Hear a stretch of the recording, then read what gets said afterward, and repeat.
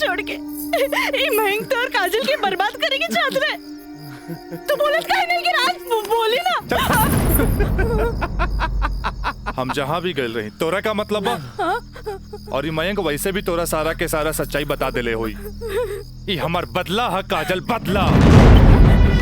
Principal से शिकायत करके ते हमरा के पुलिस और कानून के धमकी त दिला देले रहलिस, पर अब ब्याहता बन के सुहागरात मनेले बाड़ी। एकरा के छेड़खानी और रेप के नाम द नानू दे सकेली। भाभी भाभी देख ले लो, हम कितना गला फाड़ फाड़ के चिल्लाता ली, गला फाड़ फाड़ के चिल्लाता ली। भाभी हमसे ब्याह कर ला, हम तो जिंदगी भर साथ निभाए, लेकिन ना तोहार तो खोपड़िया में औते ना रहल। देख ला। ठीक है तो कहत आई। हाँ? ए काजल, तू मयंक से ब्याह कर ले। ऐसे भी एकरा हमार जूठन खाए की आदत बा।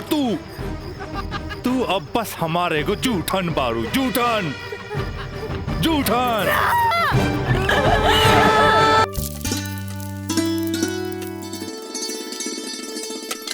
काजल। हाँ माई, बेटा तनी है बैगनवा देख तो।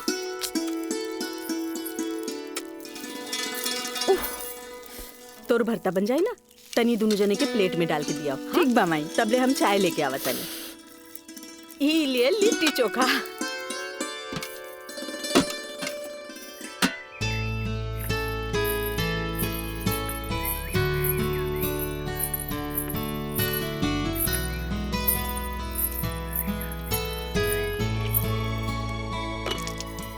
का काजल, कैसन बारू? हम ठीक बानी।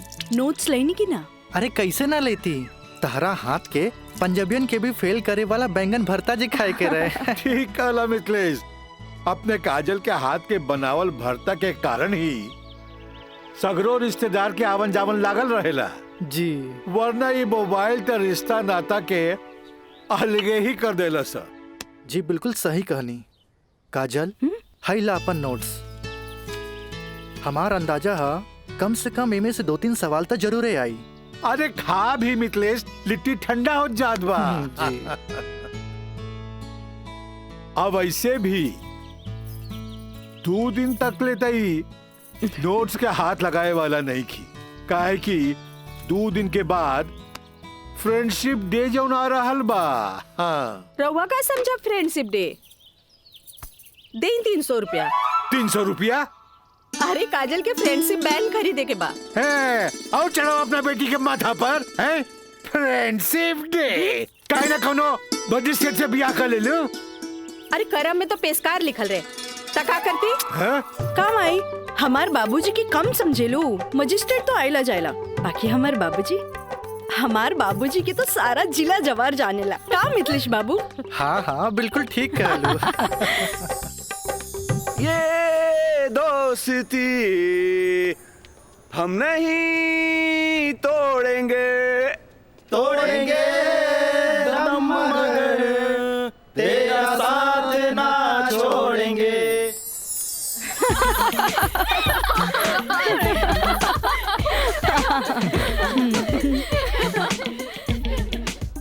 फूल बनके मुस्कुराना भी जिंदगी है, मुस्कुरा के गम भुलाना भी जिंदगी है। क्या बात है। तब मिल मिल के दोस्ती निभाना भी जिंदगी है।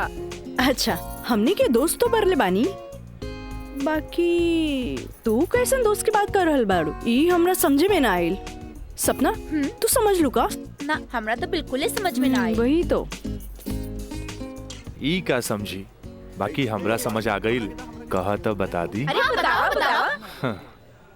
दोस्ती हर चेहरा के मीठ मुस्कान होखेला, दोस्ती ही सुख दुख के पहचान होखेला। वाह वाह वाह। अगर रूठ भी जाए कोई दोस्त त दिल पे ना लेवे के, काहे की दोस्ती त सुख दुख के पहचान होला। और हमार मानना बाकी अगर कोई सच्चा दोस्त रूठ जाए तो ओकरा के त मना लेवे के चाहिए।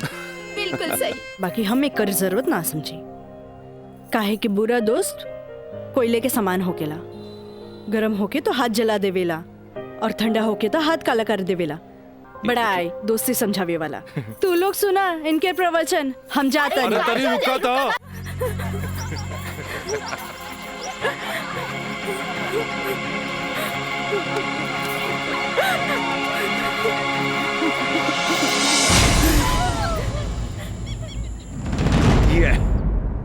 काजल, तोरा परेशान होके के जरूरत नहीं खे। खबर भेजवैनी हा, राज आपते हुई। मे आई कमिंग सर? यस, कम इन। का बात बस सर, आप उनके बोले नहीं हो? हाँ, ई का सुनतानी हम हो, तोरा जैसे स्टूडेंट के वजह से ही कॉलेज के बदनामी हो जाला। को एजुकेशन के मतलब ही ना हा कि कॉलेज में कोई लड़का लड़की के छेड़खानी करे। लेकिन सर, हम कुछ ना सुनने के चाहता नहीं। अब कोई ना कोई स्ट्रिक्ट डिसीजन हमरा लेवे के पड़ी। ठीक बा काजल, तू जा सकेलू। जी सर, थैंक यू।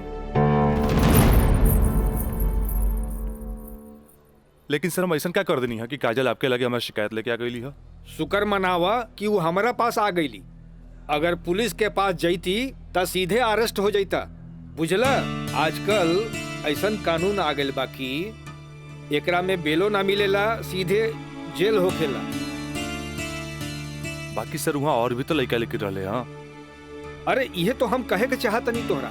और भी लड़की रहे, इहे लड़की के छेड़े के का जरूरत रहे? वो पेशकार के बेटी के मामला बढ़ जाइत त का होइत? तोहर बाबूजी के हम काम मुंह दिखैती।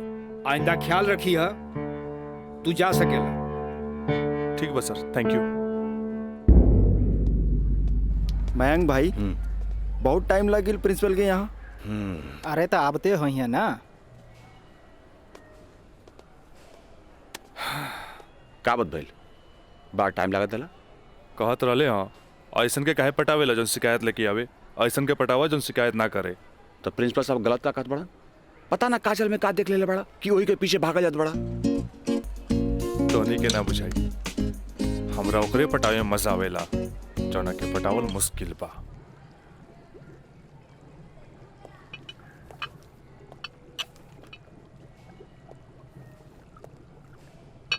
क्या हो रहा है? जी सर। ए पिंकी, हाँ, रिटन एग्जाम तो बढ़िया गए, बाकी लागत है कि प्रैक्टिकल तो हमरा ले डूबी। हमरा तो बहुत बढ़िया बा। बस एकरा में से नापे के बा और एमे लिख लेवे के बा।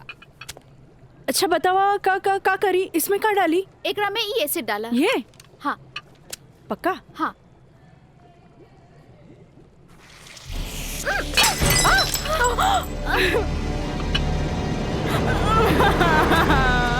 अरे काजल! काजल, where are you going? What happened?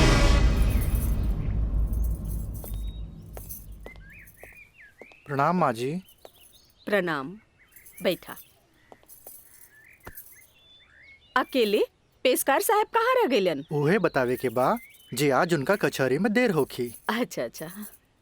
काजल के आज प्रैक्टिकल के आखिरी एग्जाम रहे, से पूछे के बा कि एग्जाम कैसन गईल। अब देखा, बहले तो ऐली ना, कैसन जाए कहा जाए कुछ समझ में नहीं आवत। अभी औते हुई ई देखा।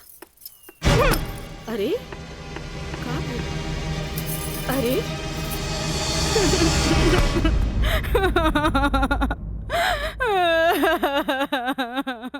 काजल,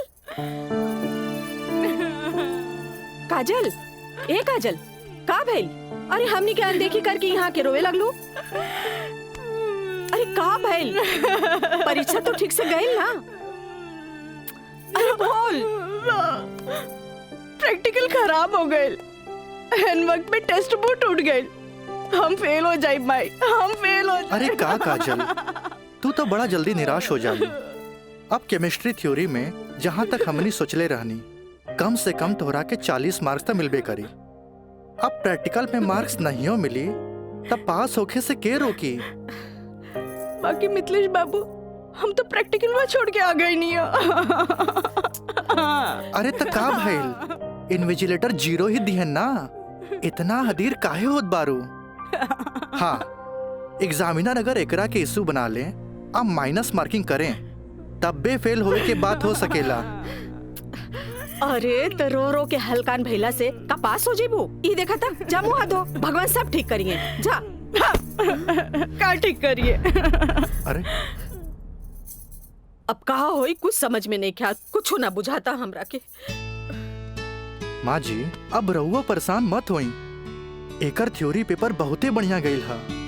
अरे तो तुहार गाइडेंस रहे तबे ना। अरे साइंस के स्टूडेंट रही त गाइड कर देनी, एमे का। तो ठीक बा, अब तू ही समझावा ओकरा के। ठीक है। आई लघु हो जा चुप। भैया एक सैंडविच लाइए। हाँ हाँ ले।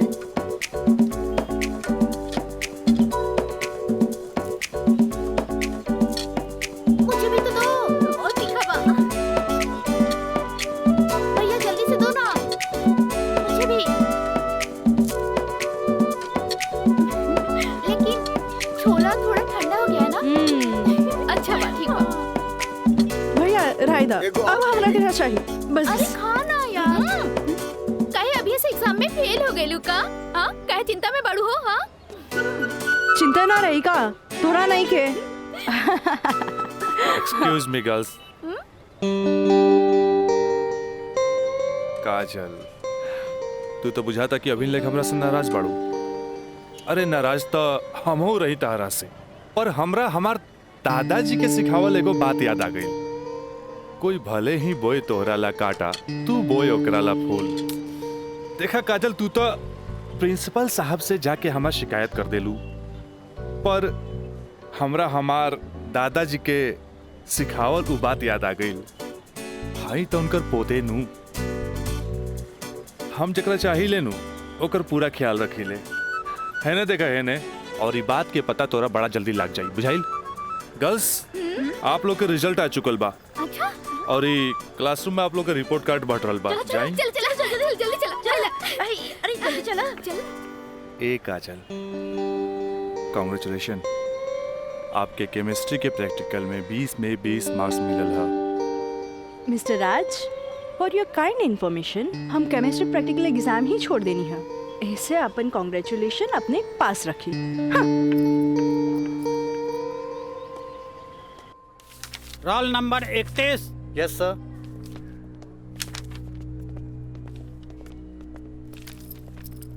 Roll number 32। Thank you sir.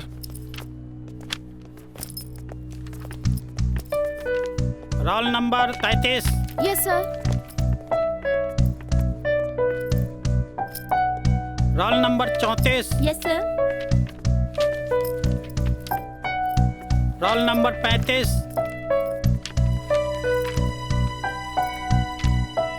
Roll number 36।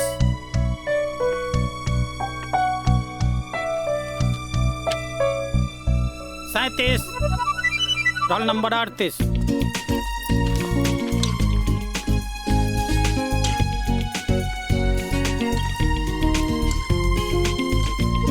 है ना? देखा है ने, और ये बात के पता तोरा बड़ा जल्दी लग जाई, बुझाइल? ए पिंकी पूजा, हाँ का ई देखना, हमरा के सच में केमिस्ट्री प्रैक्टिकल में 20 में से 20 मिलल। ये जरूर राज के कारनामा है। कहे कि ये इन्विजिलेटर शर्मा जी ओकर बंगले पे तो ठहरल रहलन। ओह हाय मैं मर जावा। अगर तोहरा जगह पे हम रहती ना, तो राजा के तो रानी बन जाती। जा बन जा। तारा के देख के ना एगो बात याद आ गई। इया कहे धिया धिया, धिया कहे चिया चिया। एक हुआ जौन तहरा पे जान छिड़केला, और एगो तू हा जौन एकरा के ठेंगा दिखावत हिया। अच्छा चला चला, हम तो परीक्षा में पास हो गए नी, ये हमरा खातिर बहुत बड़ा बात बा। पापा देखिए तो बहुत खुश हो जाइए। हाँ चला चला चला।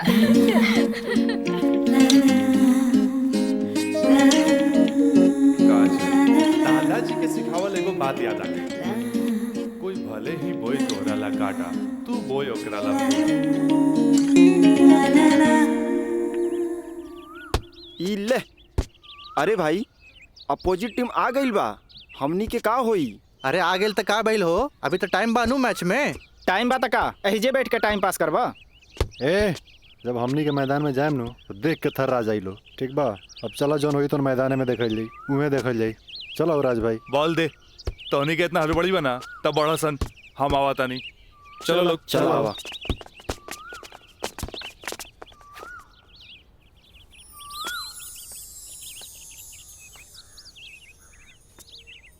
सुनो,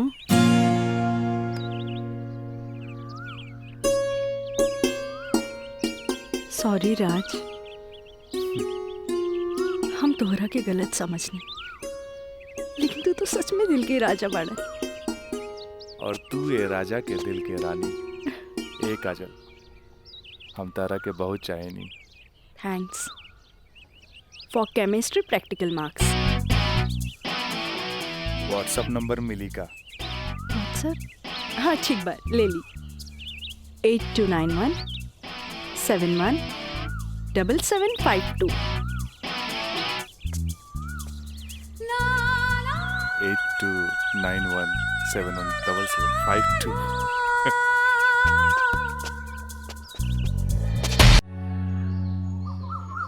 अच्छा ये बताओ यार कि तो हम लोग का प्यार मतलब हाँ प्यार कब से चला था? काजल बताओ ना। बाय।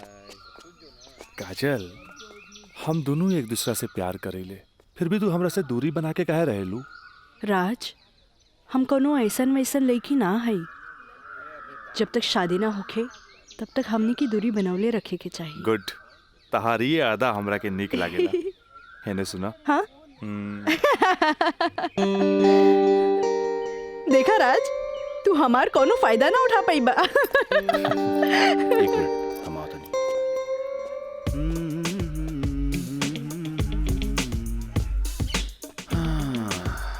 राज यार एगो बात बताई। काजल अब यार हमरा के भी अच्छा लगे यार। हम एगो बात बताई। तू हंसुआ के बिया में खुरपी नियन गीत मत गो। वो तो और भाभी लागी। का लागी? भाभी। चल।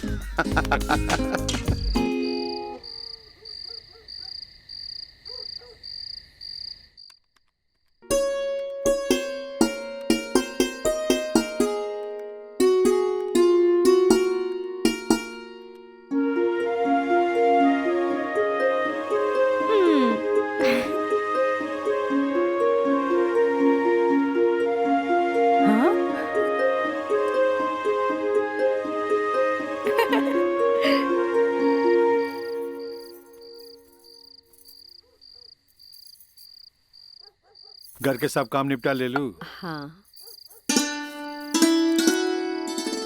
ब्लड प्रेशर के ई लोसर एज खात खात रउआ के सालन बीत गए। अरे एक बेर डॉक्टर से पूछ लेती कहीं गोलियां तो ना चेंज करे के बा। एकर साइड इफेक्ट भी होला। एक बेर हमार बाबूजी के पैर ऐसे ही सूज गए रहे, जब गोली चेंज भइल तो एकदम ही ठीक हो गइल। तू हमार कितना ख्याल रखेलू? अच्छा ये बतावा, तू अपन थायराइड के गोली खा लू कि ना? अरे कहाँ खाइला, 3 दिन से तो वो खत्म हो गइल बा। का गोली खत्म हो गई? तू हमरा का बतैलू ना कि गोली खत्म हो गई? अरे तू मरबू, तू एक दिन जरूर मरबू। फिर हमरा से ये ना कहिया कि हमार ख्याल ना रख ले। अरे जब मरिए जाए तो कहा बोलब? तू का चाहेलू हम जिए थे जी मर जाएं? हैं? दहाइला आज के बाद हम हो दवाई ना खाई। राउर पारा चढ़ गई। हाँ? तलवा के लहर माथा पर चढ़ गई। अरे तलवा के लहर माथा पर ना चढ़ी तो क्या हुई? तू दवाई ना खाइबू तब बिस्तर पकड़बू, फिर घर के चूल्हा चौका घर बाहर के देखी? अरे हमरा तक कचहरी के काम से फुर्सते ना मिलेला, फिर बैठ के तुम्हारी सेवा के करी? अरे के करे कहा था सेवा? मत करब, मरे दे, मत ले बापन कचहरी से छुट्टी। तू तो यही चाहता रू कि समाज हमरा के रनवा बन के फिरत देखत रहे। हे भगवान माफ करी हमरा के। अरे तू हमरा के माफ करा। जाई। अब हमरा कोनो जुगाड़ करे के पड़ी। काजल। हाँ काजलवे के माथा चाटी। काजल, काजल जी का करता रू? पढ़ाई करत रही, वो इंटरनेट से कुछ नोट्स लेत रही। ठीक है काजल, तो क्या हमार के लिए आज से तो हाथ ड्यूटी है कि तू अपना माई के रोज भोरे भोरे थायराइड के गोली देबू। अरे वो तक खुद मरी है और हमने सबके भी मार दी है। कॉलेज जायलू ना? जी बाबूजी, लाइब्रेरी में पढ़ाई खातिर कल संडे है, फिर भी हम जाए। ठीक ना बाबूजी? गुड, वेरी गुड, ऐसा ही पढ़े के चाहिए, तब तरक्की करबो।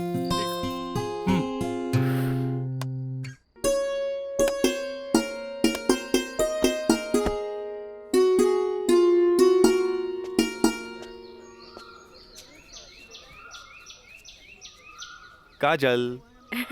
Thank you. काजल, हम दोनों एक दूसरा के बहुत चाहिए। हम्म। पर जब हम हमरा फ्यूचर के बारे में सोचिले तो हम देखिले कि हमार बाप के पास बहुत दौलत बा। उनकर दौलत के संभालत संभालत हमार जिंदगी गुजर जाई। हमरा ये आम आदमी नियन नौकरी चाकरी करे के फुर्सते ना मिली। अब बस तू हमरा जिंदगी में हमार जीवन साथी बन के आ जा तो हमार जिंदगी एकदम मजे में गुजर जाई। ए काजल, तू काहे ना अपना बाबूजी से हमरा बारे में बात करेलू? बाबूजी से? ना बाबा ना, हम ना बोल सकेनी। हमार बाबूजी बहुत गुस्सेल बाड़न। वाह भाई वाह, इकलौता बेटी भैला के बाद भी तू अपना बाबूजी से बात न करबू काहे कि वो बहुत गुस्सेल बाड़े। और इकलौता बेटा भैला के बाद भी हम अपना बाबूजी से बात ना करब काहे कि वो बहुत पैसा वाला बाड़े। ऐसा में तो हमनी के सपना धरल के धरल रह जाई। काजल, काहे ना हमनी के भाग के शादी कर ले जाओ?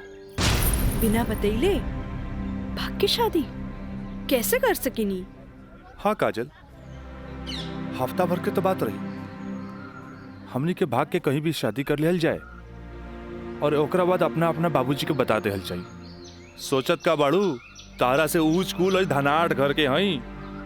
जब तू अपना बाबूजी के बतैबू नु तो ना कर पाई है। और हमहू जब हमरा बाप के बताएब कि हम भाग के शादी कर ले बानी तो नाहियो चाहते हुए भी तारा के अपना बहू के रूप में अपना ली है। ए काजल, हम तारा बिना एक पल भी ना जी सकीले। ठीक बा, हम कोशिश करो। इनु भइल बात। अब छोड़ा हम बाय।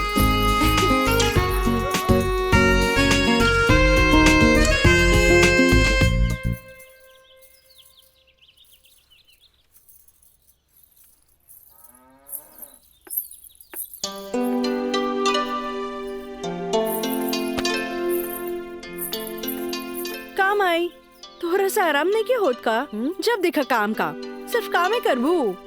हमारा आराम के छोड़, ई बता हमरा से तोरा के का काम पड़ गई जे हमारा आराम के सोचे लगली? काम आई, हम तो हमेशा सोचनी ना माई। कॉलेज से एक हफ्ता एक्सकर्शन खातिर हमनी के हजारीबाग जाए के बा। हम डैडी से ये बात नहीं के बोल सकत। परमिशन दिला दे ना माई प्लीज। हमरा के मजौवा के समझ ले ली का? हाँ, अरे हमहू ग्रेजुएट बानी। ई होली में तोरा के कौन कॉलेज लेके जाता? वो होली तो मार्च में पड़ी, अभी तो फरवरी चल रहा बा। एक के हफ्ता की तो बात बा माई, प्लीज माई प्लीज। अच्छा, तोर बाबूजी आज ऑफिस नहीं खे गइलन, मिथिलेश के संगे बैठल बाड़े। कौनो शादी में जाए के बा, चल कोशिश करत हन। Thank you Mai, thank you.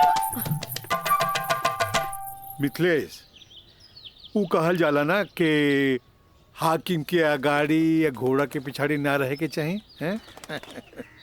Magistrate साहब के इकलौती बेटी के बियाह, यही से हम खुद चलता नहीं तो हम न्योता तोरे हाथे भिजवा देती। अरे रउआ चलती तो उनको भी खुशी होत। हाँ, ए जी। लेकिन हाँ? ई का कहतिया? का कहतिया? अरे कॉलेज टूर पे एक हफ्ता खातिर हजारीबाग जाए चाहतिया। ये एजुकेशनल टूर आके पिकनिक? एजुकेशनल टूर बोली ना। ये तो निम्मन बात हो सर।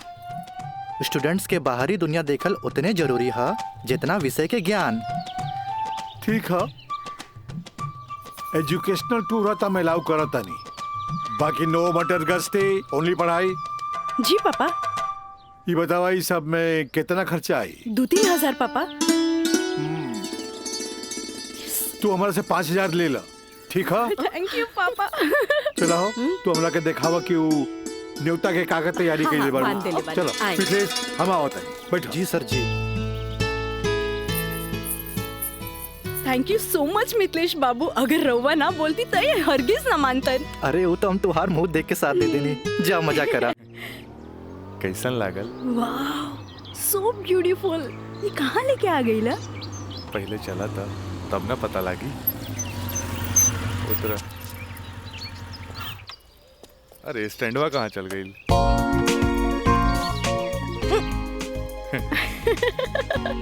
बड़ा धांसू सजीले बा। हाँ चला चली। हाथ तो दा। कहाँ जाए के है? इधर। हाँ, इधर जगह तो बड़ा झकास बा। क्या यार राज, कब से हम तुम्हारा इंतजार करत बनी, इतना लेट कर दे तू? मयंक, राज, मयंक यहाँ? हाँ, एकरा पहले भेज देनी। इस सारा जे तामझाम बा इस सब के अरेंजमेंट के करी यार तो हम लोग का शादी खातिर एगो विद्वान पंडित से बात कर ले बानी और देखा तोहनी के आराम खातिर यहाँ सारा साधन सुविधा मौजूद बा। और हाँ हनीमून खातिर स्वीट रूम भी बुक कर ले बानी। और देखा अब हम निकलता नहीं कहे कि हमारा के मंदिर जाके बा और मंदिर जाके पूरा शादी का सामग्री लेके आके बा। बाप रे इतना सब तैयारी। अरे शादी की करबा हमार दोस्त राज का शादी बा। गलत बात। शादी होता हमार सपना के शहजादी काजल के राज के साथ। अच्छा देखा यार जो तू पैसा दिला ना सब पैसा खत्म हो गए कुल तामझाम में। ऐसा करा कि हमरा के तू 25,000 रुपया और दे दा काहे कि बहुत सारा काम बाकी बा अभी। पैसा के कौन बात भाई ई ले। अगर बाबूजी अगर ये शादी करते नु तो लाख के खर्चा लाखों में चल जाई। दोस्त महिम रिश्तेदार पूरा शहर के बुलाईते। और वैसे भी तो बाबूजी जब रिसेप्शन पार्टी दी है तो जाई खर्चा बढ़ी। अच्छा हम निकल रहे हैं बहुत सारा काम बाकी बा। ठीक बा तू लोग आराम कर। चलो बाय बाय बाय। तो काजल अब तक गला लगाई नु यहाँ तो यहाँ के जाना था हमनी के। ओ Raj I love you. I love you too. जुबान निकालिए बंद कीजिए। ठीक है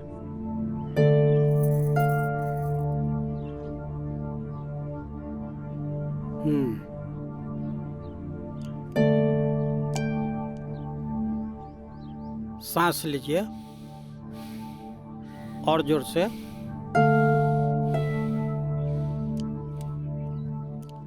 घबराए के कोई बात नहीं खे। ऊपर के बीपी थोड़ा बढ़ गई है।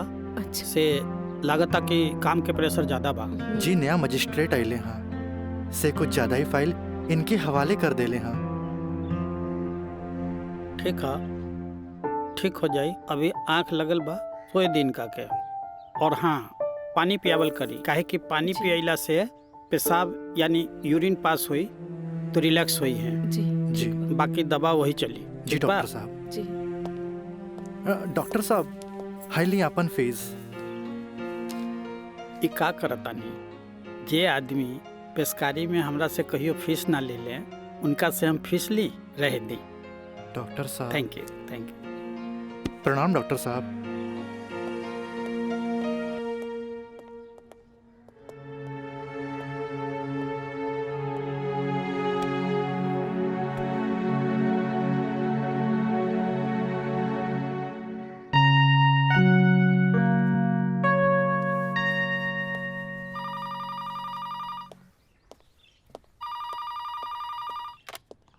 हेलो हम काजल बोले तानी। हाँ काजल बोला कैसन बारो। माई बाबूजी कैसन बाड़न। बाबूजी के तबीयत खराब बा। बीपी बढ़ गई हा से सुतले बारन उठाई का। हाँ नहीं छोड़ दी यहाँ सब ठीक बा। आप कैसन बानी। हाँ हम तो ठीक बानी। माई के बुलाई का ना रहे दी आके हम सरप्राइज दे। Okay bye. Okay bye. केकर फोन रहे। काजल के। अच्छा वहाँ के ठीक बारी अच्छा खोज खबर लेत रही। अच्छा माँ जी हम चलत आनी सांझ के फिर से आ जाए। ठीक बा।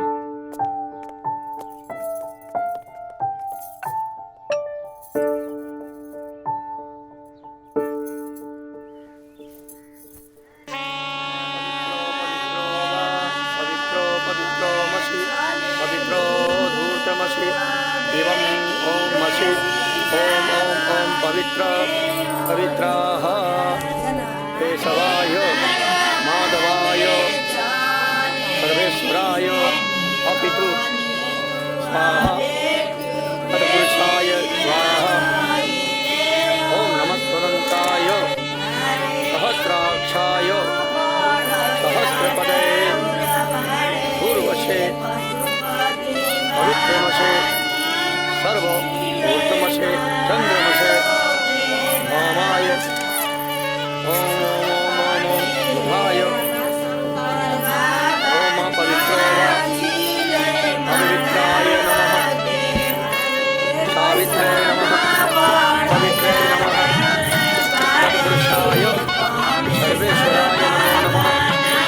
ऊर्ध्वमशे पवित्रमशे सर्वमशे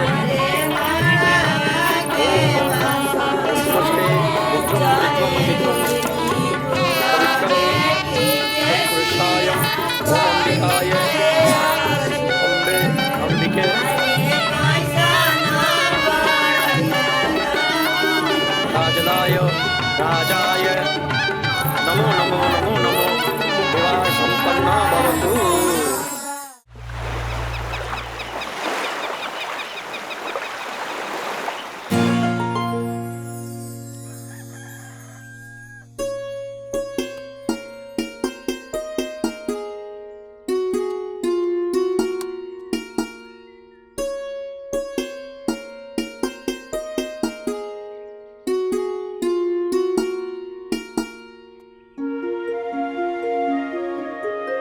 काजल, काजल,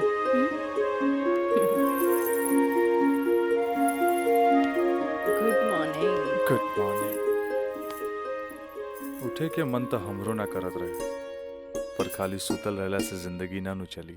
चाय ले लो, हैं? गर्मा गर्म चाय मयंक, अपने हाथ से बनेले बन। ए ए ओ कुछ ना, सिर्फ भाभी खातिर और ई गर्मा गर्म चाय। काजल, इस शादी ब्याह में कुछ ज्यादा खर्चा हो गई। हमरा घरे जाए के पड़ी। वो कहा कि अपने बाप से कुछ पैसा भी ले ले और उनका के इस शादी ब्याह के बारे में बता के पटा भी ले। आखिर तेहरा के ले जाके उनका आशीर्वाद भी तो दिलावे के बा। लेकिन तबले हम कहाँ रहब? अरे यहाँ रहबू, तहारी देवर बानू मयंक। हाँ? का मयंक, भाभी के ख्याल रखबे ना? बिल्कुल बिल्कुल ख्याल रखब। ये ले पैसा। अरे और वाह। यहाँ के सब बिल उल चुका दिए। बिल्कुल भाभी, टेंशन ले लेगा, कोनो जरूरत नहीं के, हम बगल वाला कमरा में बाड़ी। और हाँ, तू चाय पी के फटाफट फ्रेश हो जा और जो खाए पिए गई ऑर्डर दे दिया। ठीक ठीक बा। और हम रात के छोड़ के यूं आवता नहीं। तू चल, हम आवता नहीं। चल। ए काजल, अरे हेने आवा। कल साझे लिख के तो बात बा, हम यूं गई नहीं यूं आई नहीं। और वैसे भी अब तहरा बिना हमार मन कहा लागी। अब जाई भी और जल्दी आई। ठीक बा।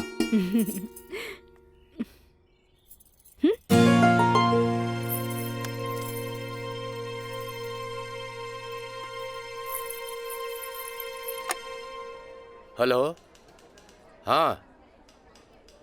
अरे देख रही हो कि मैं ऑफिस में हूँ, कितना काम पड़ा है, कितनी फाइलें पड़ी हैं, और तुम हो कि ये ले आइएगा वो ले आइएगा। हद कर दिया तुमने यार। मैं कम इन सर? कम इन। अखिलेश बाबू कैसन बाड़न? जी बीपी तो कंट्रोल में है, बुखार के वजह से थोड़ा कमजोरी आ गई है। यही से शुक्रवार तक की छुट्टी की अर्जी दे ले हैं। कोनो बात नहीं के, दिन रात काम करे वाला आदमी के अरे थोड़ा बहुत आराम तो चाहिए ना। जी कह दिया ऑफिस के चिंता न करे जी। जब वो ठीक हो जावे तबे ऑफिस आवे। ला एकरा के फाइल में लगवा दे। थैंक यू सर।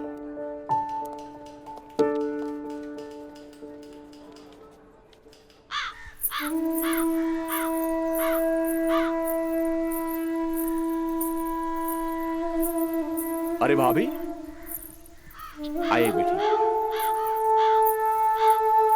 भाभी, क्या बात बा? बड़ा परेशान लागत बानी। हम राज के फोन लगा लगा के थक गए नहीं। कभी डेड टोन मिले था तो कभी आउट ऑफ कवरेज एरिया। तोरा पास उनकर कोनो लैंडलाइन नंबर बा? ना भाभी, और हम उनका दोनों नंबर पे फोन लगा के थक के हार के बैठ गई। हैरानी की बात तो ये बाकी कि गैला के बाद ना कोनो खबर, ना कोनो कॉल, ना कोनो मैसेज। भाभी तू टेंशन मत ले, हम अपने को दोस्त के भेजले बानी और जैसे ही खबर मिला था सबसे पहले हम तोरा के बताई। ठीक बा, हम अपन कमरे में बानी। अरे भाभी, घबराए कोनो बात नहीं की, हम बानी ना।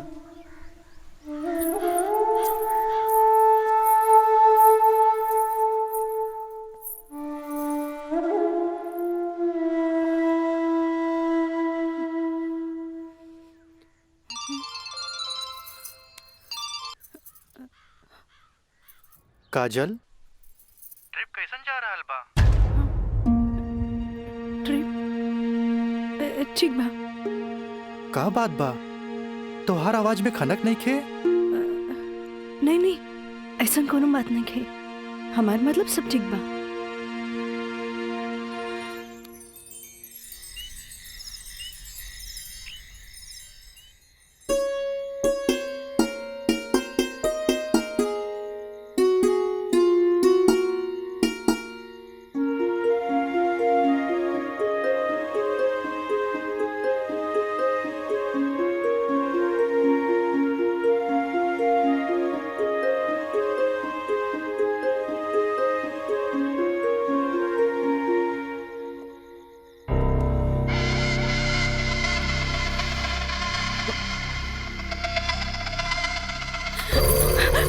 मर्जी।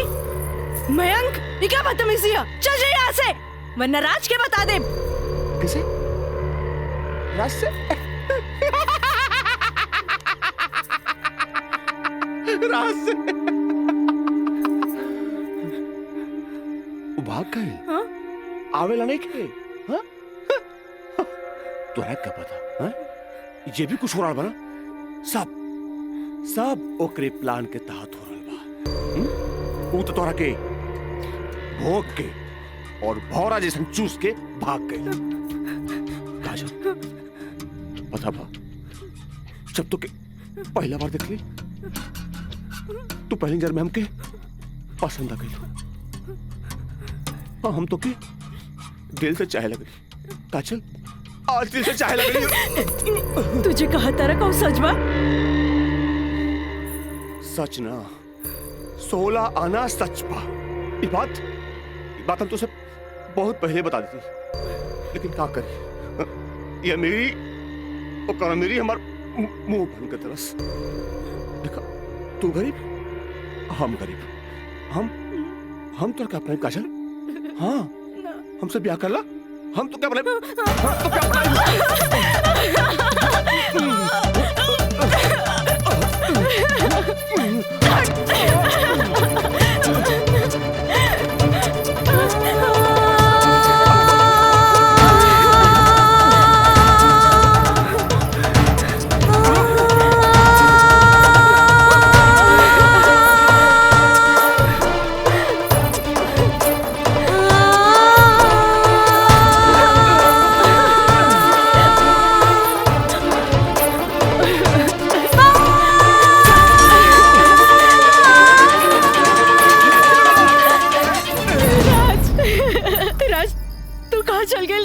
छोड़ के ये मयंक तो और काजल के बर्बाद करेंगे चाहत रहे। तू बोलत काहे नहीं कि राज बोली ना। हम जहाँ भी गए रही तोरा का मतलब बा, और ये मयंक वैसे भी तोरा सारा के सारा सच्चाई बता देले होई। ये हमार बदला है काजल, बदला। प्रिंसिपल से शिकायत करके ते हमरा के पुलिस और कानून के धमकी त दिला देले रहलिस, पर अब ब्याहता बन के सुहागरात बनेले बाड़ी। एकरा के छेड़खानी और रेप के नाम द नानू दे सकेली। भाभी देख ले लो, हम कितना गला फाड़ फाड़ के चिल्लाता ली, गला फाड़ फाड़ के चिल्लाता ली। भाभी हमसे ब्याह कर ला, हम तो जिंदगी भर साथ निभाए, लेकिन ना तोहार तो खोपड़िया में औते ना रहल। देख ला, ठीक है ही तो कहा था। हाँ? ए काजल, तू मयंक से ब्याह कर ले, ऐसे भी एकरा हमार जूठन खाए की आदत बा। तू अब बस हमारे को जूठन बारू, जूठन जूठन।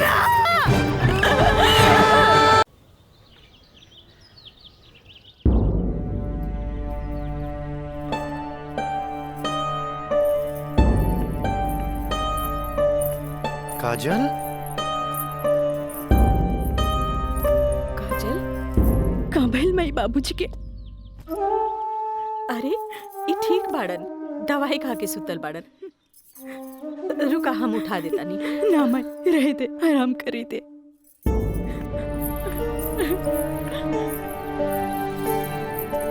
काजल, का भइल सर? सर का भइल?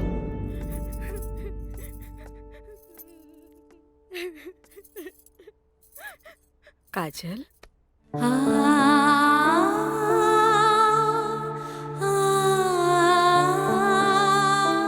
अरे इतना रोवे के कोनो जरूरत नहीं है।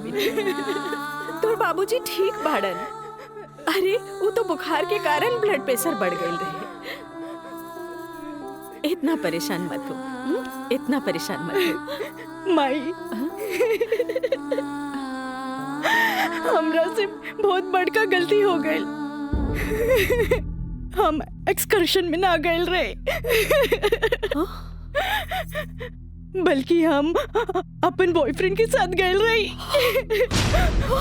और वो हमरा के दगा दे गए।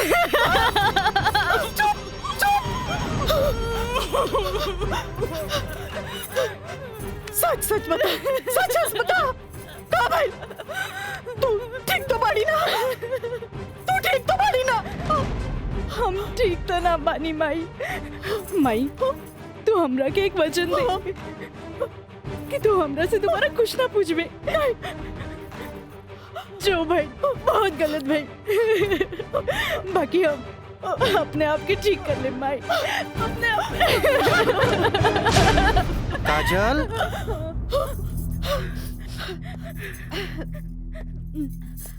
काजल, बाबूजी तोरा के बुलावत आ रहे। चला।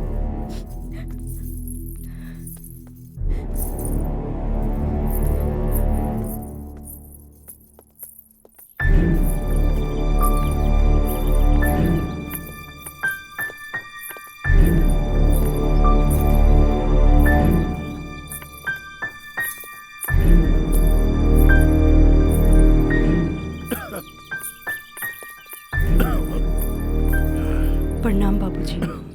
अब तबीयत कैसन बा? आ गइलू बेटा? ठीक है बा। तू बतावा तो ट्रिप कैसन रहा और अब आगे पढ़े के का प्लान बा बेटा?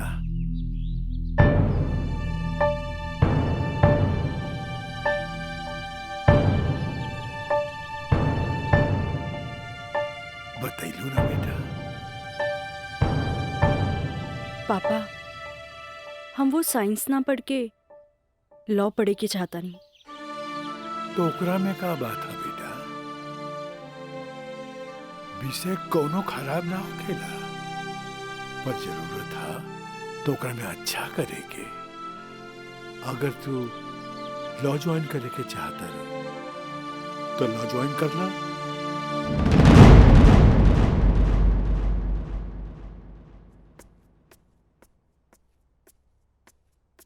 का काजल बेटिया, तबीयत ठीक बानू?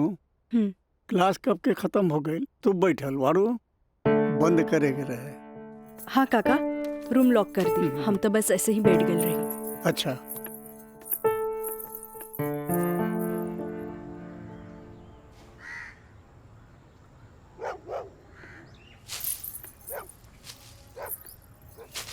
काका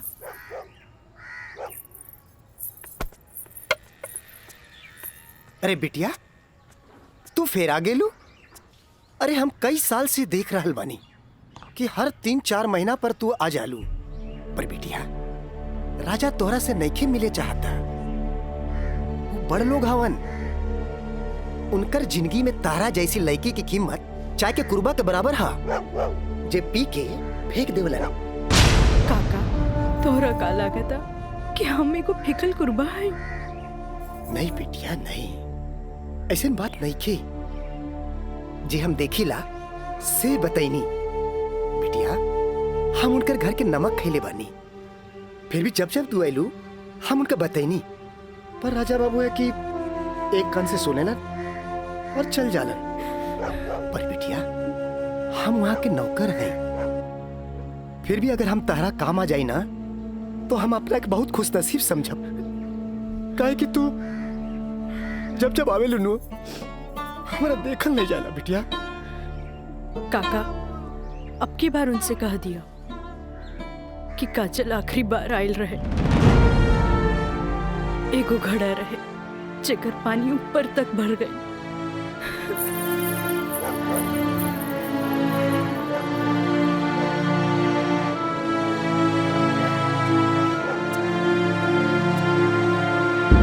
मैडम जी, ये कुछ बिल है, कारपेंटर बिल है, ये टेलीफोन बिल है और ये लाइट बिल है और कुछ वगैरह वगैरह काफी बिल है, आप देख लीजिए। माँ, ये मैनेजर साहब तारा के महीना भर के बिल और खर्चा के हिसाब दे देले। अब तू उठबू, उठ के जईबू, अलमीरा खोलबू, चेक निकलबू, फेन आके बैठबू, तब साइन करबू। हमरा माई के कितना काम करे के पड़ी। यही ला हम सोचने की काहे ना चेकबुक वाले के हम ही आ जाई। नीमन कैला।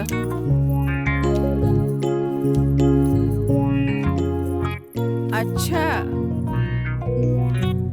तो तू एम्मा अपन 50,000 का चेक पहले से भर ले बाड़ा। तभी तो हम समझे कि माई के इतना मस्का काहे के माई अब तू ही बताओ कि इतना अमीर बाप के लड़का हई तो दोस्त महीन के टाइम टू टाइम पे पार्टी तो देहे क्यों पड़ी ना देव तो हमरा बाप के ना कट जाए की ना का मैंने सब। बिल्कुल राजा बाबू। जी ले अपन बाप का ना कोच कर। इनू भाई हमरा दुनिया के सबसे बेस्ट माई वाला बात। Love you Mai. मैनेजर साहब जी मैडम। इस सब रसीद आप एक साथ पूरा बिल कह के हमरा के दें, हम एक एक गो चेक काट देते हैं। जी मैडम। ठीक है जी मैडम। हमरा ई बात के बहुत खुशी बा कि रउआ लोग हमार ग्लोबल कंपनी में इन्वेस्टमेंट करे के चाहता नहीं। ये हमरा खातिर बड़ खुशी के बात बा। बाकी हमरा भी कुछ देखे के चाहिए ना कि हम दिन दुगना रात चौगुना करके रउआ लोग के पैसा लौटा दे ताकि मार्केट में हमार साख बनल रहे। Of course. Excuse me gentleman. बाबूजी हाँ आप हमरा से वादा कैले रहनी कि आप हमरा नया कार किन के दे। अब हम खटारा हम ना चलाएं बुझाइल नू। I want new car. Okay Yes, Raja is right. I'm witness. Okay, I will buy car for you. Thank you sir. हम चलता नहीं बाबूजी। तो ठीक बा रउए कार खरीदा दे। बाकी राउर कार की खर्चा कंपनी के इन्वेस्टमेंट पे दिखावल जाई। Okay, thanks.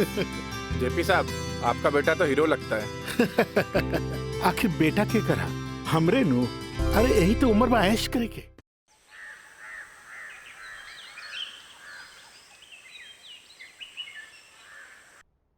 काजल जी तारा के देख के हमें 4 साल पहले के काजल याद आवतिया।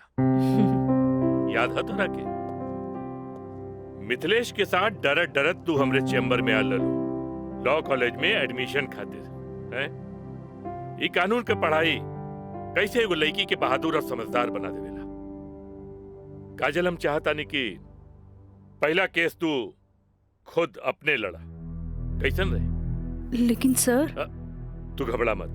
हम तारा बारे में केहू से कुछो न कहनी है। देखा ये वकील लोग अपने क्लाइंट का सिक्रेसी अपने साथे चिता में ले जालन। बैठा। हाँ तो केस ये है कि मुवक्किल एक गरीब लड़की है जेकरा के शादी का झांसा दे के पहले भोगल गए और बाद में जूठन की तरफ फेंक दी। वो दहेज के केस न कर सकत रहे काहे कि वो गरीब रहे। रेप के केस न कर सकत रहे काहे कि वो अपने घर वाले के मुंह पर कालिक न पोते के चाहते। वो प्रताड़ना का केस भी न कर सकत रहे काहे कि वो घर में कबो रहली नहीं। अब वही मुवक्किल का केस तो के लड़के। अब वही गरीब लड़की का केस एक पढ़ल लिखल समझदार वकील के लड़के। काजल हमरे नजर में तू एक मर्द लड़की बाड़ू। हमें फख्र बा कि तू हमारे असिस्टेंट बाड़ू। आई एम प्राउड ऑफ यू बेटा। जी सर थैंक यू।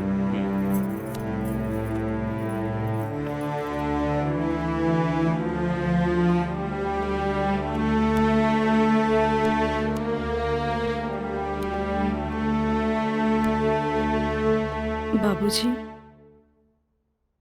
लड़की हर मोड़ पे डरत रहेली। अकेले होके तो सुनसान से डर, भीड़ में होके तो लोगन के डर, जब हवा उड़े तो दुपट्टा उड़े के डर,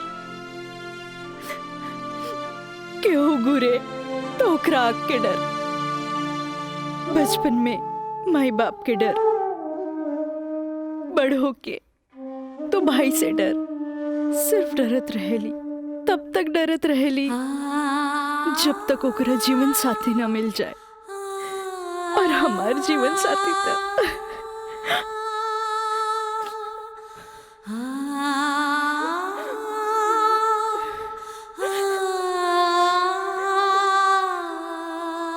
बाबूजी आज हमार पहला केस बा, राउर आशीर्वाद चाहिए। काजल माई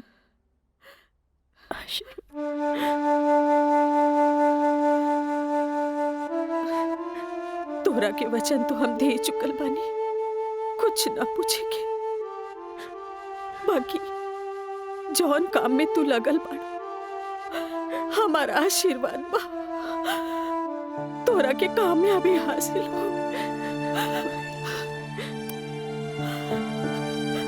चल।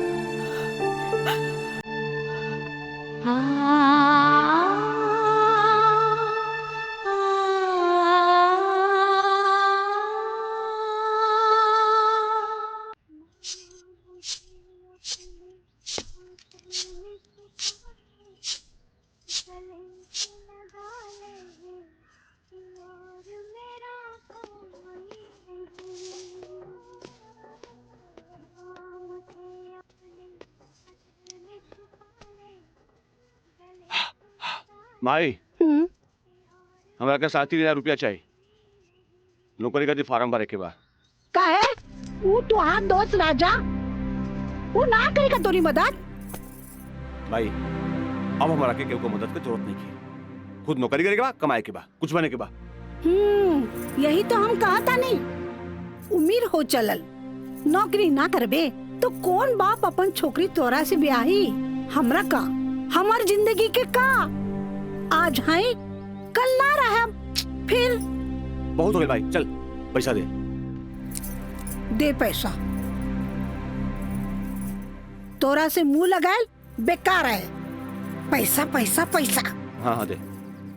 देता नहीं।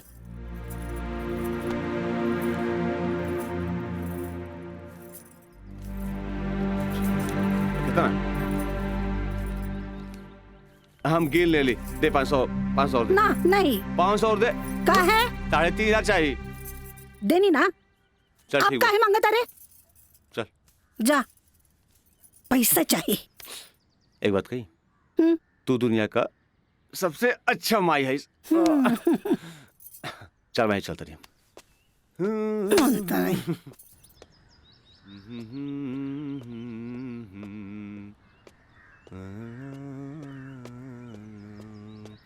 मयंक, काजल, तू इतना दिन बाद यहाँ? हमरा तोरा से कुछ बात करे के बा। चलो कर बेटा। यहाँ ना, चलो कॉफी डे में बैठल जाए। Coffee day? अरे सोचा मत, हम पियाई कॉफी तोरा। चलो ठीक। चलो।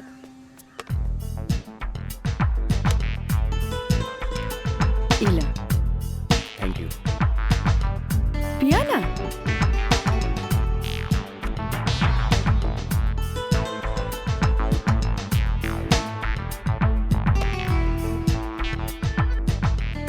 काजल, आज तोरा के यहाँ देख के बहुत अच्छा लगा था। और एक बार बताइए, पिछले 4 साल में कौनो ऐसा दिन ना गुजरल, कौनो ऐसा पल ना गुजरल जिसमें तुके याद ना कई लोग। अच्छा कुछ छोड़ा, ये बताओ कि आज हमार कैसे याद आई? पहले हम अपन अतीत से लड़त रही, लेकिन अब हमरा लागता कि हमें सेटल हो जाए के चाहिए। बाकी तो ही बा कि के अपना ही हमरा के। अगर तुके प्रॉब्लम ना होके तो हम तोहरा के अपनाए। लेकिन हम गरीब हैं। अरे तो हम कौन अमीर बानी? हम तो गरीब बानी। हम और तू चाहिए तो अमीर हो सकत हैं। वो कैसे? हमार साथ दे के। जिंदगी भर साथ दे। ऐसे ना, प्रॉमिस करा। प्रॉमिस। चला। चला। हाँ।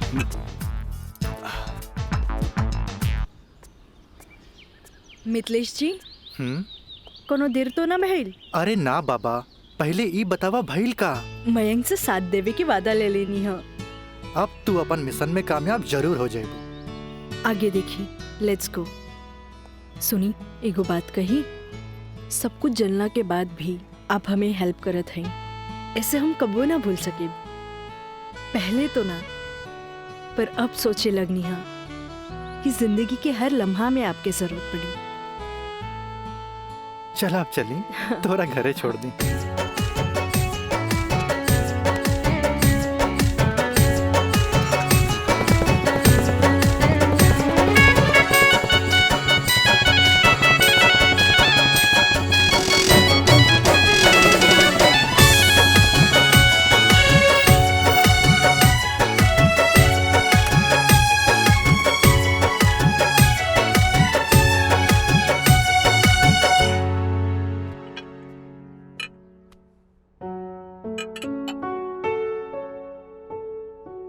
सुनी, एगो बात कही, सब कुछ जानला के बाद भी आप हमें हेल्प करत हैं, ऐसे हम कबो ना भूल सके। पहले तो ना, पर अब सोचे लगनी है कि जिंदगी के हर लम्हा में आपके जरूरत पड़ी।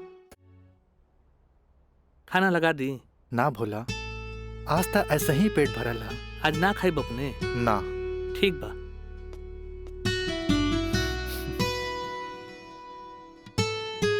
मैं पंडित देवी दत्त शर्मा। का कहनी है? देवी दत्त शर्मा।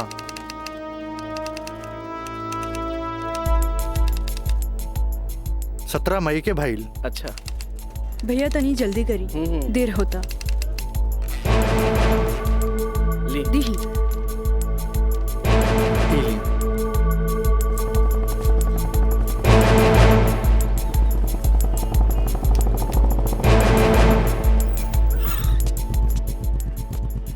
आ गए नहीं टाइप करा के? जी।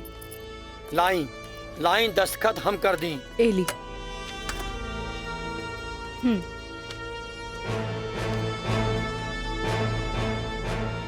जय गणेश। ई कामता हो गई, अब बैंक के दस्तखत लेवे के पड़ी। वो आप हमरा पे छोड़ दी, वो हम ले ले। ठीक है।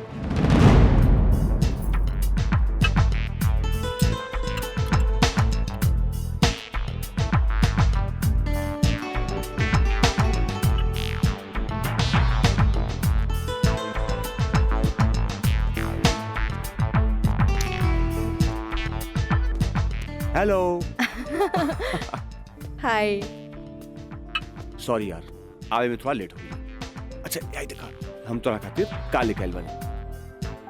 अच्छा पहले चाय पिया। इला।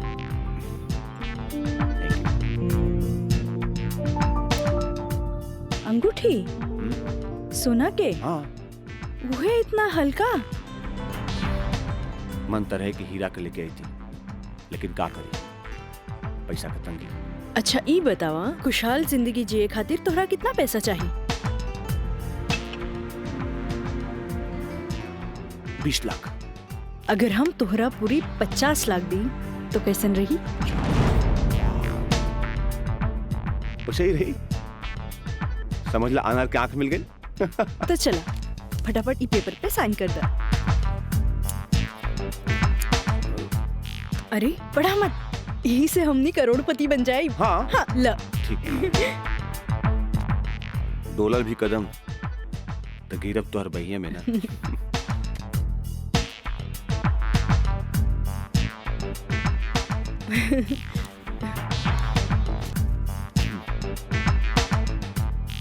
आज से हमनी का नया जिंदगी का शुरुआत।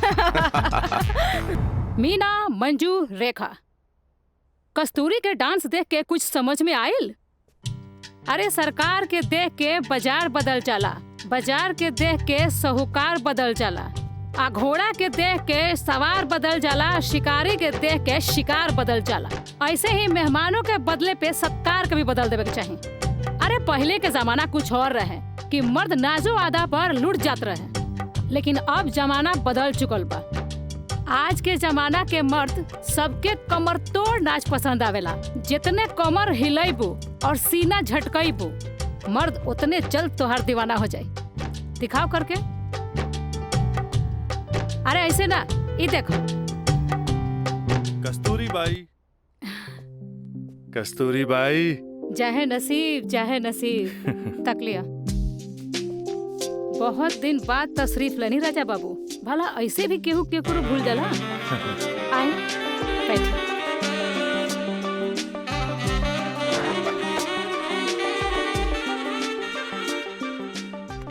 ना कस्तूरी बाई, हम भुलाइल नहीं की।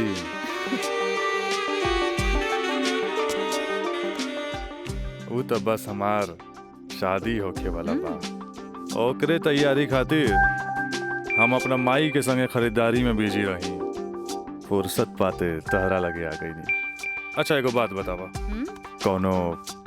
कौनो बेहतरीन डांसर बा हमरा बियाह में नाचे खातिर? बानू एगो नया परिंदा बा। हाँ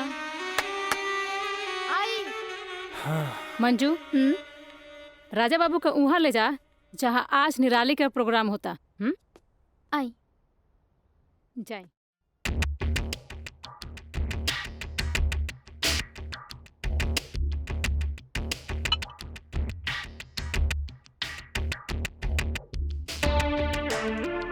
कस्तूरी, तहार निराली हमरा बहुत पसंद आई। पसंद तो आ गल राजा बाबू, लेकिन ओकर रेट तनिक कड़क बा। पूरा 5 लाख लेतिया। लाख 2 लाख तो हम तारा पे ऐसे ही उड़ा दिला, तब 5 लाख कौन बड़का चीज बा? ओकरा से कह दिया हमार बियाह में अगर उ कमर तोड़ नाच करी ना, हम ओकरा सोना ना जराओ हीरा के अंगूठी दे, उहो अपना तरफ से। और बाकी के रिश्तेदार जे ओकरा पैसा दी हैं वो अलग बात।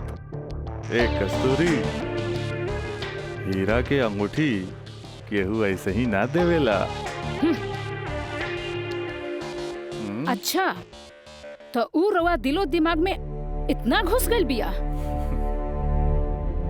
अच्छा एगो काम कर, तनी हेने लावा, हमरे तरफ से ई ला। हाँ डैडी, का बात बा? तू जहाँ बाड़ा जल्दी से चल आवा। ठीक बा, हम अभी आओ तानी। बड़ा कमजर्व बराउर ये ना मुराद इश्क, ऐसे उतारा के जाम लहले बगैर चल देनी। हाँ कस्तूरी भाई, डैडी के कुछ जरूरी काम आ गइल बा, से जाए के पड़ी। ठीक बा, अब डैडी के फोन आइल ह ते में हम का बोली। चला तनी, बाय।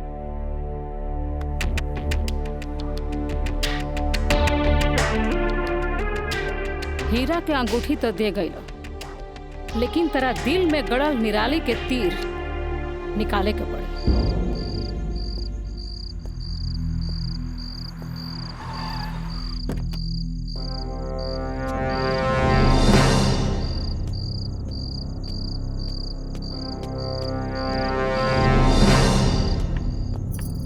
क्या बात बा डैडी, इतना अर्जेंट में क्या बोलेनी हमरा के? राजा, हाई हम का देखा तानी? कौन लेखी बिया काजल? अपना मुंह में करखा लगावे खातिर ओकरा से बियाह कर लेला और फिर ओकरा वही छोड़ के भागैला। अब वो अपना हक मांगतिया। बाबूजी, हम ऐसा कौनो लड़की के नहीं जानत। ए माई माई माई, देखा था इसको कैसे झूठा इल्जाम लगावता हमरा ऊपर ही। राउर का दिमाग खराब हो गइल बा। अरे जे हमरे लड़किया के ऊपर लांछन लगावत बानी। हमार दिमाग नहीं के खराब भाई, हाई देखा, हाई कोर्ट से नोटिस आइल बा। भगवाने बचावा सी घर के, लागत कि जगदम्बिका पाल के नाक कटिए के रही। केस नंबर 5078, काजल सिन्हा वल्द स्वर्गीय अखिलेश प्रसाद सिन्हा व राजा सिंह वल्द जगदम्बिका सिंह।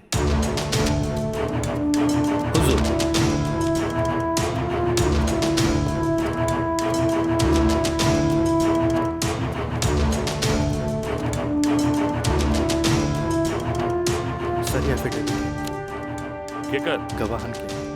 अच्छा ठीक है, चल बेटा। मिलॉर्ड, असल में ये एक अमीर आदमी के प्रताड़ित करे वाला केस है। साथ में पढ़े वाला 2 बालिग दोस्त के आपन मर्जी से हम बिस्तर होए के केस है। I object milord. हमार फाजिल दोस्त एकदम बेकार का बात कर रहा बड़न। सच्चाई तो यही है कि हमार मुवक्किल काजल का बिया राजा के साथे बाकायदा मंदिर में भैल रहे, और यह 2 गवाहन के एफिडेविट। एगो राजा का सबसे खास दोस्त मयंक और दूसर बियाह कराए वाला पंडित। आप देख ली, 4 साल बाद हमार फाजिल दोस्त के मुवक्किल कहाँ रहले? सच्चाई तो ई बा जज साहब कि हमार मुवक्किल राजा के शादी रोक के रुपया ऐठे के एगो षड्यंत्र बा, षड्यंत्र। शादी? कैसन शादी? अरे राजा का शादी तो पहले ही हो चुकल बा। अगर दोबारा शादी भइल ना तो तोहार मुवक्किल जेल जाई, जेल। बस जज साहब बस, हमू इनका से यही पूछा तानी कि आखिर ये किस्सा 4 साल बाद ही काहे उठावल गई, बताई? हम बतावा तानी जज साहब।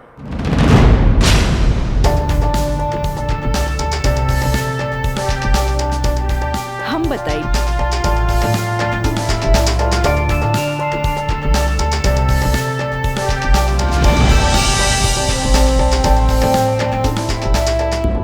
मिलॉर्ड, हम चाहेब कि ये केस हम खुद लड़ी।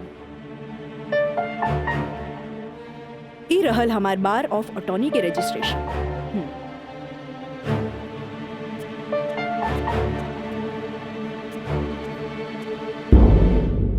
ओके, you can proceed. Thank you sir. आशीर्वाद दी। खुश रह। चल। मिलॉर्ड, बचाव पक्ष के वकील बार बार पूछा तारे कि 4 साल हम कहाँ रही। मिलॉर्ड, 4 साल इनके मुवक्किल राजा जैसन तमाम मुजरिमों के सजा दिलावे खातिर ई चोंगा बहुत जरूरी रहे।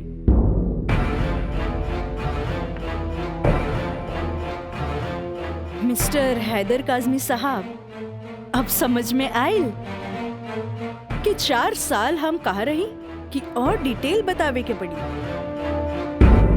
तो मिलॉर्ड, हम केस के स्टडी खातिर हमरा के कुछ समय चाहिए। हाँ, कोर्ट इंस्ट्रक्ट करती है कि राजा की शादी रोक दी जाए जब तक कोर्ट का फैसला न हो जाए। बचाव पक्ष के वकील की रिक्वेस्ट पर यह कोर्ट मुअत्तिल की जाती है।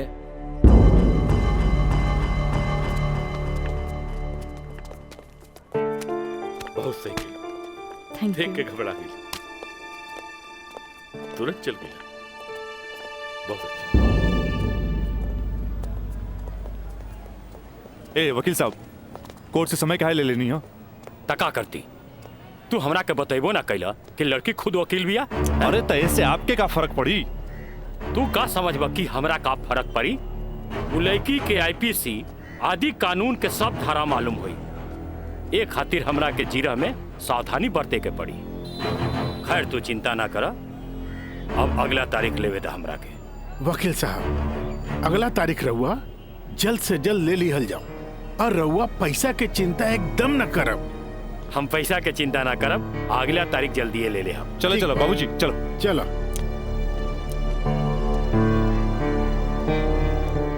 हेलो, हाँ, अब फिक्र करे के बात नहीं के। अरे तहार काम हो जाई, हम समझ गए नहीं, एकदम में समझ गए नहीं। हाँ,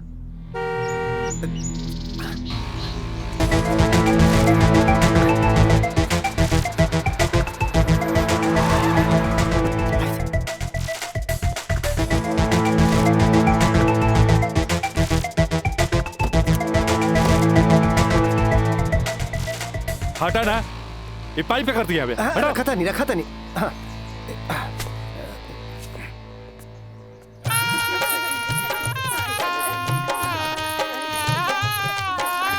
बंद करो ये सब नौटंकी, ये शादी ना हुई।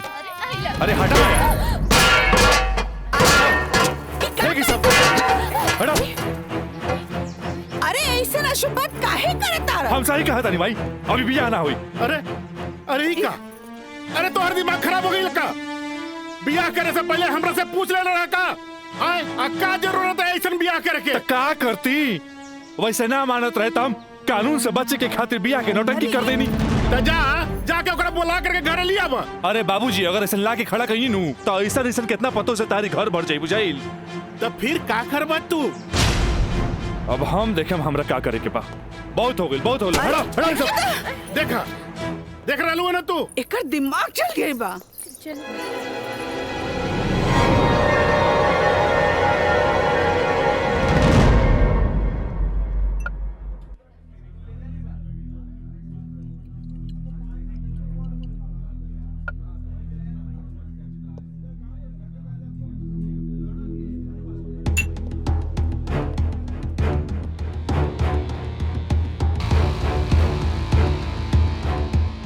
बोला राज, का बात बा? पहले पेट तो पी।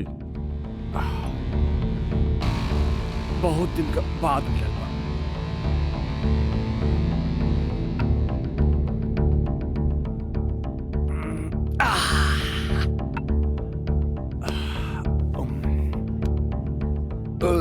अब बतावा का बात बा? मयंक,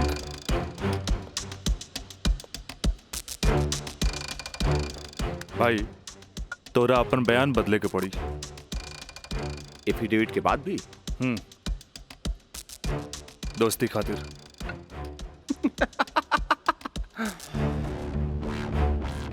अब बयान देगा कीमत काजल 50 लाख लगो ले गया। बयान बदले के बाद बयान बदले का कीमत 1 करोड़। 1 करोड़? यस, 1 करोड़। कहे से कि हमरा काजल से ब्याह करके सेटल भी होके के बाद, और हम तोहरा जैसा अमीर त नहीं की। और हाँ, अगर डीलिंग मंजूर होके तो तारीख से पहले आ जाइए। अच्छा, हम चलत नहीं।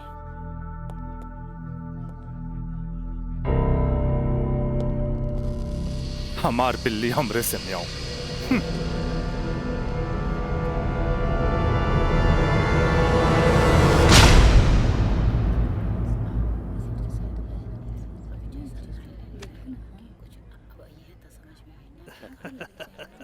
आज हम ही जीतब। केस बहुत बढ़िया बा।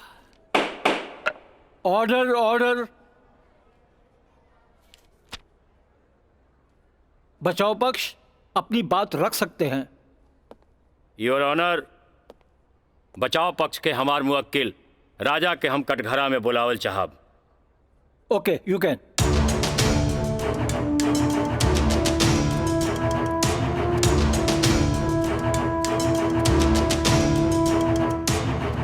हम गीता पे हाथ रख के कसम खाता नहीं, जे भी कहब सच कहब, सच के सिवा कुछ न कहब। हाँ तो मिस्टर राजा, आप अपन बचाव में का कहल चाहते नहीं?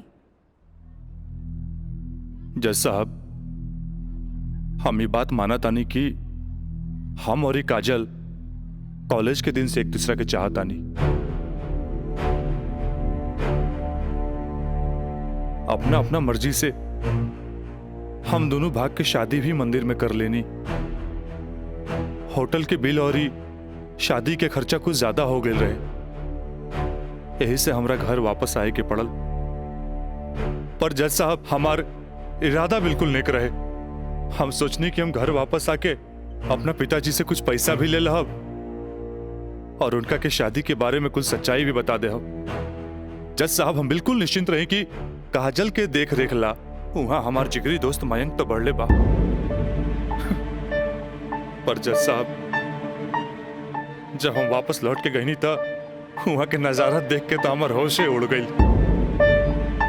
जज साहब, हमार नई नवेली दुल्हन काजल हमारा जिगरी दोस्त मयंक के बहिया में गलबहिया खेलत रहे।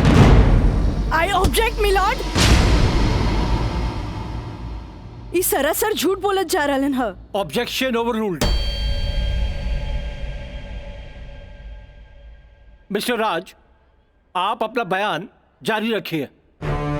जज साहब, तब खटाक से हमरा दिमाग में एक बात याद आ गई कि कॉलेज के दिन में हमार जिगरी दोस्त मयंक हमरा से बोले रहे कि वो काजल के पसंद करेला और काजल भी ओकरा के पसंद करेली। पर जज साहब, हम सीधा साधा आदमी हो मेरा तेकरा देवर और भाभी के मजाक के रिश्ता समझ लेनी। लेकिन जज साहब, ई सरासर झूठ बोलने जा रहल बारन। I object milord. हमार दरख्वास्त बा वकील साहिबा से कि इनका जे कुछ भी कहे के बा बुलैला पे कटघरे में आके कही है।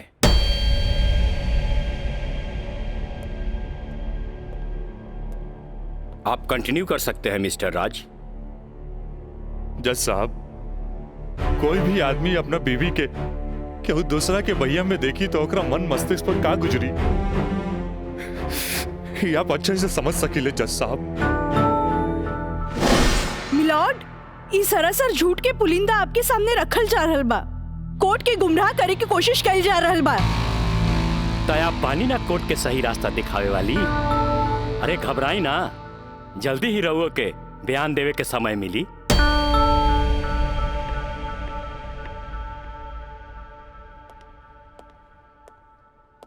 यू कंटिन्यू मिस्टर राज। जज साहब, समय के साथ साथ हम तो अपना आप के समझा लेनी और एक बुरा सपना समझ के हम सब कुछ भूल के काजल के अपनावे खातिर भी तैयार रही। हम आज भी काजल के अपन धर्म पत्नी मानी ले, अपन धर्म पत्नी मानी ले हम काजल के। That's all my lord. हम चाहब कि वकील साहिबा काजल सिन्हा के कटघरे में बुलावल जाए, वो भी वकील के तौर पर ना, मुद्दई के तौर पर। इजाजत है।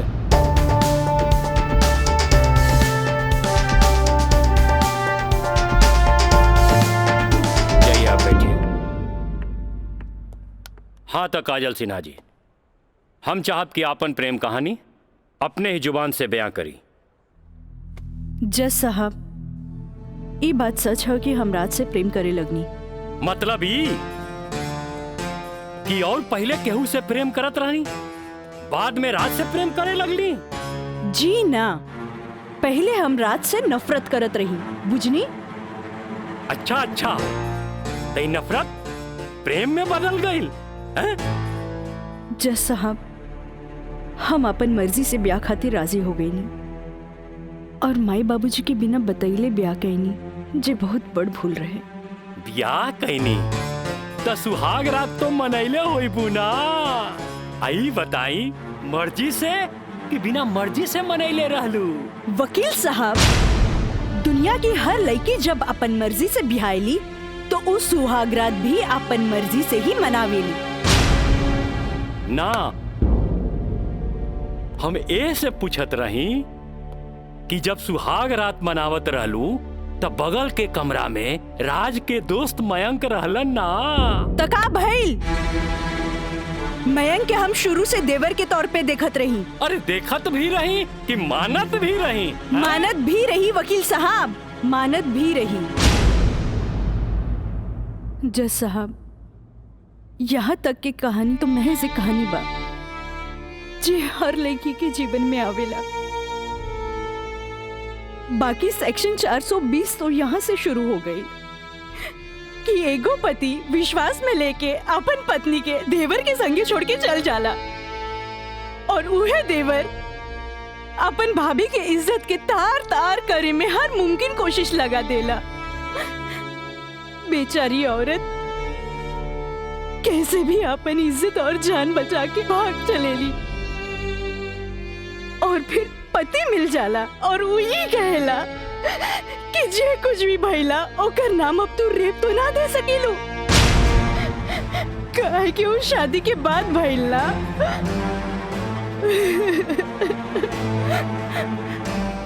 और रहल बात शादी के, तो तू सो कॉल देवर से कर सकेलू, काहे के ओकरा हमार झूठन खाए के आदत है। जज साहब, हमार सगरो अरमान चूर चूर कर दिहल गइल। हमरा कुछ समझ में ना आइल, आखिर हम करी तो का करी?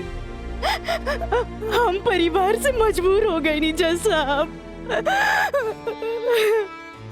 हमरा झूठन बना देल गइल। हम झूठन हो गई नी, हम झूठन हो गई।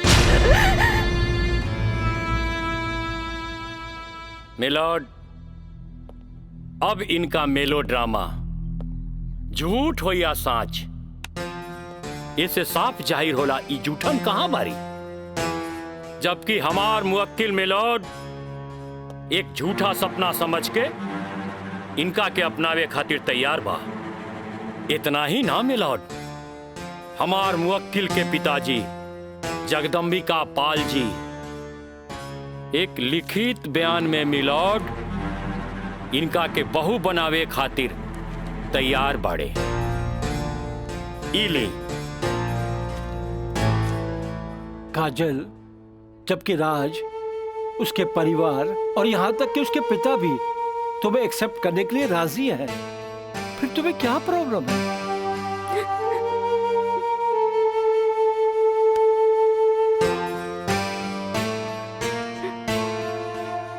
तुम बोलती क्यों नहीं हो?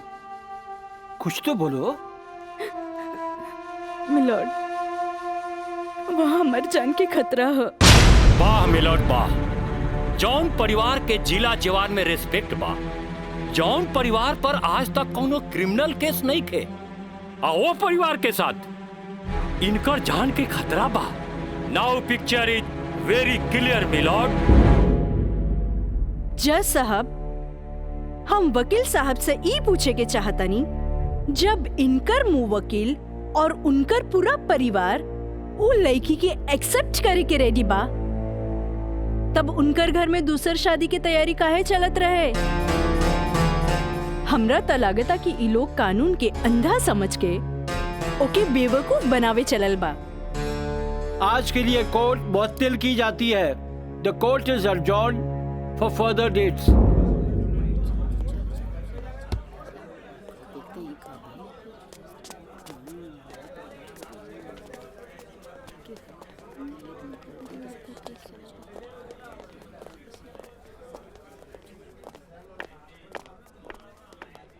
वकील साहिबा, अरे वाह, तू तो बड़ा चालाक बड़ू हो। एफिडेविट करवा के मैं कि तू अच्छा यूज कैलू। आपके के कह दलस कि कोई वकील के सबूत इकट्ठा करे खातिर चालाक ना होके के चाहिए? बाकी चालाकियों में भी हम तोहर बापे निकला।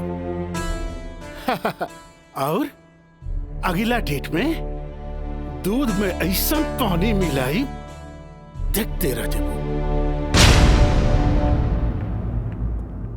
चलो बाबूजी। देखो काजल जी, कल कोर्ट में उनके वकील ने जो बहस की, ये एक केस है 99 दिल्ली का।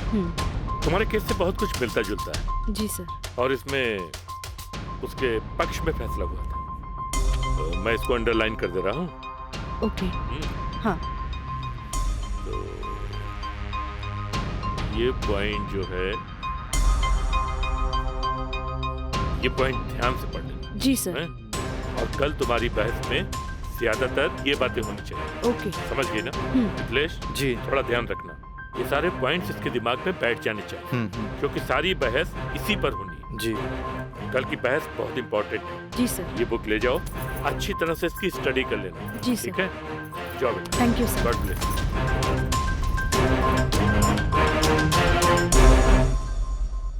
आँख कहेली कि एक नया इंसान देख ले, लेकिन दिल कहेला कि ना।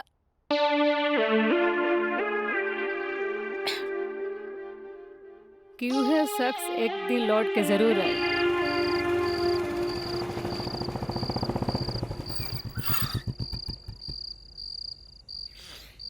जफाव ने मारा, वफाव ने मारा। निराली, अरे निराली, मुझे तेरी अदाओं ने मारा।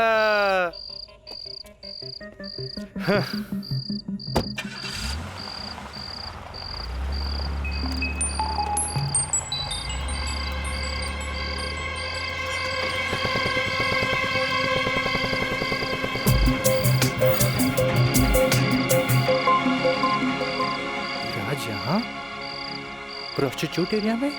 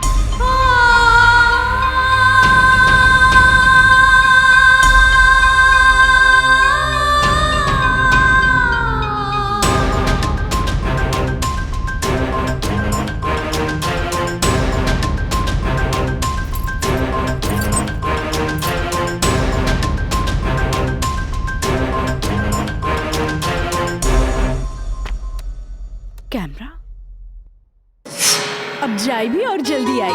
ठीक बा।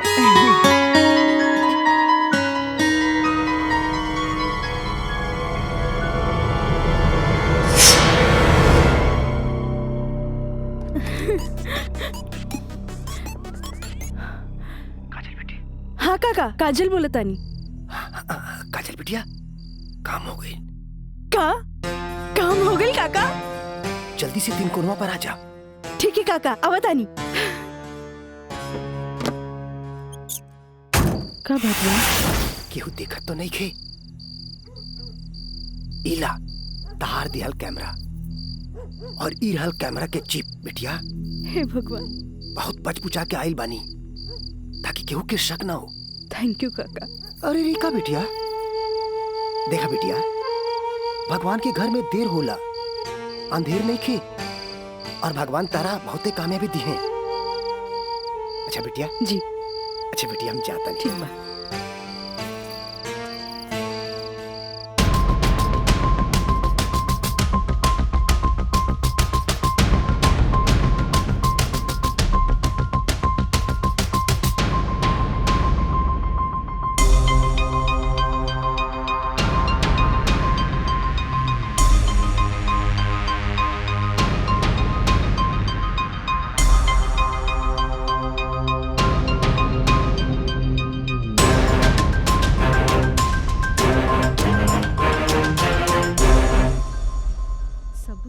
दे देनी हाँ। बाकी सर आ गए ले।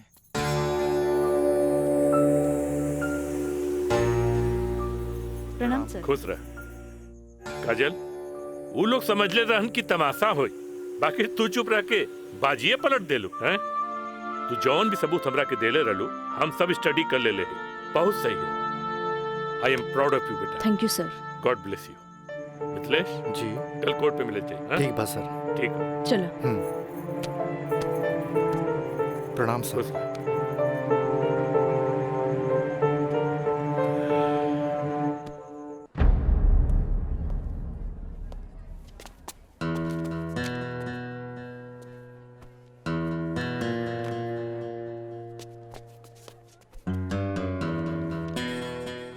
अदालत की कार्रवाई शुरू की जाए। जा बेटा।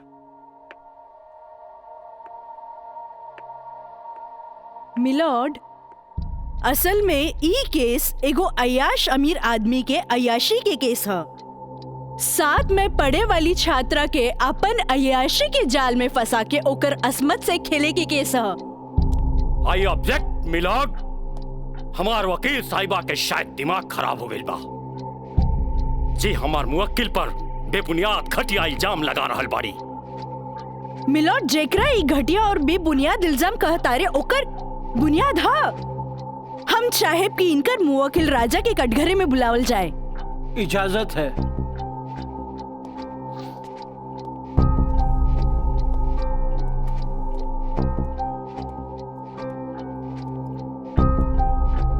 जज साहब, ई उहे आदमी है जे लड़की के चाय के कुर्बा समझेला, जेके पिया और फेंक द। इनकर अयाशी के सबूत के तौर पर हम अपन एगो गवाह पेश करे के चाहतानी। इजाजत है।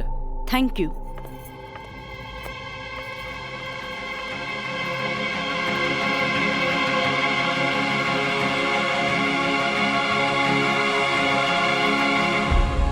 जज साहब, इस शहर के जानल मानल तवाइफ कस्तूरी बाई है। हाँ तो कस्तूरी बाई, ई जे सामने कटघरा में खड़ा बाड़न, का आप इनकरा के पहचाने ली? अरे इनकरा के कैसे न पहचाने? ई तो हमार पुराना ग्राहक राजा हवन। Good, thank you. अब जा सकेनी। हाँ तो जज साहब। I object milord. हमार वकील साहिबा हमार पर्सनल क्लाइंट के केस के रुख के बदलल चाहता रही। आखिर केस के ई बात से का वास्ता? वास्ता हाँ जज साहब, वास्ता हाँ। जॉन परिवार के रिस्पेक्ट के गुणगान हमार वकील साहब करत आ रहल बारन। वो परिवार के एक लौता बेटा के चरित्र से वास्ता कैसे ना रही, बताइए जज साहब। अब हम अपन अगला गवाह राजा के कॉलेज के प्रिंसिपल एनके गॉड के पेश करे के चाहता नहीं। इजाजत है। Thank you. प्रिंसिपल श्री एनके गौड़ हाजिर हो।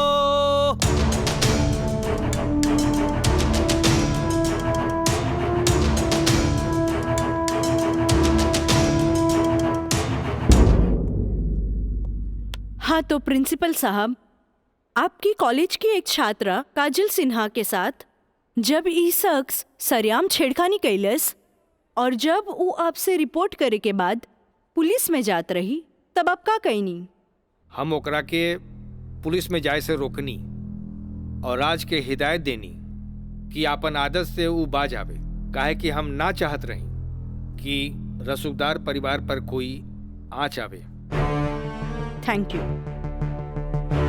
नोट किया जाए मिलॉर्ड। रसूखदार सुनल गई ना जज साहब, हमार वकील साहब के हिसाब से जॉन परिवार पे एक भी क्रिमिनल केस ना हुई भी तो कैसे। खैर, अब हम सबूत के तौर पर इस रसूखदार परिवार के एक लौता बेटा के जिगरी दोस्त मिस्टर मयंक के पेश करे के चाहता नहीं। इजाजत है। गवाह मयंक हाजिर हो।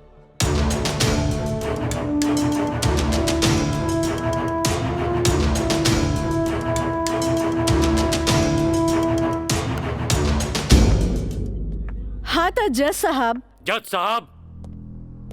हमार वकील साहिबा खामोखा अदालत के वक्त के बर्बाद कर रहल बाड़ी और उस सवाल के जवाब देवल नहीं की चाहत जेमे बियाहता के पति और पति के पूरा परिवार बियाहता के रखे खातिर तैयार बा। तही बात में कौन जान के खतरा बा? बियाहता ई शख्स उहे आदमी बाड़न जेकर मदद से शादी जैसन पवित्र बंधन के आड़ में कानून के धोखा देवे के साजिश रचल गई, जेकर रचयिता बाड़े मिस्टर राजा और साथ देवे वाला बाड़े मिस्टर मयंक। हाँ तो मिस्टर मयंक, तू अपन जुबान से ही उस सो कॉल्ड शादी के आंखों देखा हाल बतावा। वैसे मिलॉर्ड, सबूत के तौर पर हम अदालत में एगो वीडियो क्लिप पेश करे के चाहतन। Thank you sir. Objection milord, यहाँ कोनो टीवी शो नहीं खे। अखामोखा वकील साहिबा हमनी के और अदालत के वक्त के बर्बाद कर रहल बाड़ी।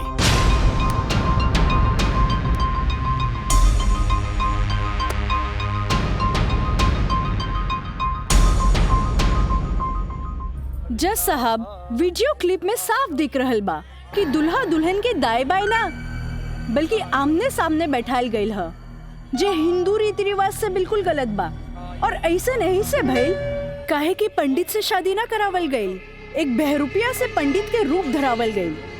आप यही क्लिप के साथ पंडित के बयान खुद से देख ली। जज साहब, हम रेलवे कर्मचारी हैं, रुपया के लालच हमरा के नकली पंडित बने पर मजबूर कई देलस।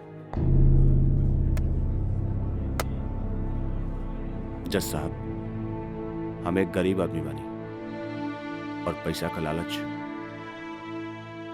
बड़े बड़े लोगन के अच्छा और बुरा समझे को शक्ति के छीन लेला। हम तो एक गरीब आदमी बानी। दोस्त के कहला पर हम एगो भलता आदमी के पुजारी बना के इन लोग का ब्याह करवा देली। आखिर हम भी क्या करती? जज साहब, काजल की खूबसूरती का हम दीवाना हो गई और काजल के पावे खातिर हम समाज और कानून के हर सीमा के भी लांग गईली। हाँ तो जज साहब, हमार दूसरा वीडियो क्लिप देखी जे ई साबित कर दी कि धारा 420 से शुरू हो करके धारा 376, 375, 362, 361, 120B के उ लड़की के साथ अंजाम देल गल बा। और जज साहब, लगे हाथ हमार दूसरा वीडियो क्लिप भी देख ली प्लीज।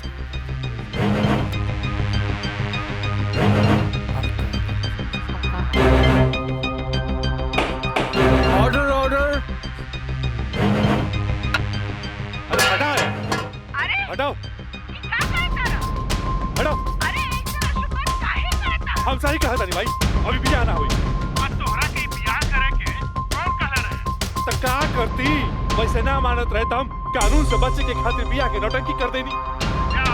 जाके ओकरा बुला के घर लिया। अरे बाबूजी, अगर ऐसे ला के खड़ा कहीं नू तो ऐसा कितना पतों से तारी घर बढ़ जाई बुझाई।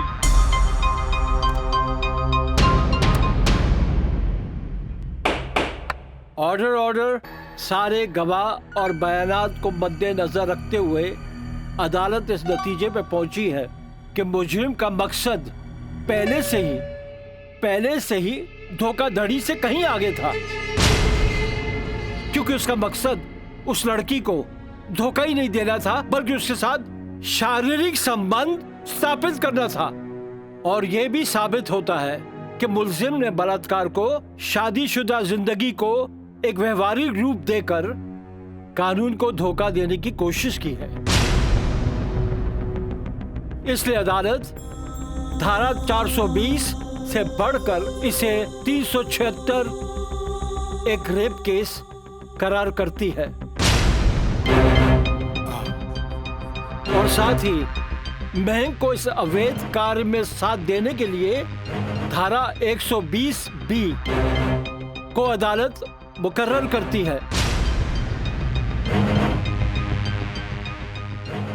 धारा 376 के तहत मुलजिम राजा सिंह को 9 साल एवं उसके साथी महंग को धारा 120 बी के तहत 4 साल बामुशक्कत कारावास की सजा देती है और पंडित देवी दत्त को नौकरी से बर्खास्तगी के साथ आईपीसी 34 एवं 120 बी के तहत 2 साल की सश्रम कारावास देती है और अदालत जगदम्बिका पाल सिंह जैसे हर अमीर बाप को यह हिदायत देती है कि पुत्र के मुंह से उनके उल्टे सीधे कारनामों में बेटों का साथ न दें। और इन्हीं फैसलों के साथ अदालत आज बर्खास्त की जाती है। Thank you.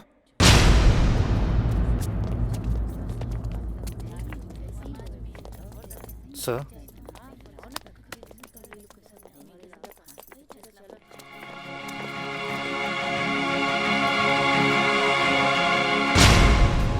ए बेटा, हम तोरा बिना हम कैसे जियब रे? ए बाबूजी हम आज बात जान गए नहीं कि झूठ कितना भी ताकतवर क्यों ना होके सच के आगे हमेशा छोट पड़ जाला। एक औरत अगर अपना आदमी के बना सकेली तो वह औरत अपना आदमी के बर्बाद भी कर सकेली। बाबूजी हम कबो औरत जात की इज्जत न कईनी, उनका के अपना पाव के जूती समझनी, पर हम भूल गए रहनी की जन धन दौलत पे हम इतना घमंड करे ले। बाबूजी वो तो एगो लक्ष्मी के रूप है। बाबूजी हमारी गलती माफी के लायक तो नहीं खे, पर हो सके तो हमरा के माफ कर दे। बेटा, तुम्हारी पश्चाताप के आंसू में तुम्हार पाप सब धुल जाई रे। चलिए इंस्पेक्टर साहब। Kajal, congratulation, I am really proud of you. Congratulation तो हमरा के बोले के चाहिए, काहे कि जीत हमरा लिए अकेले पॉसिबल ना रहे जी आप हमारे साथ ना देती। Good, I am really proud of you Kajal. Thank you sir.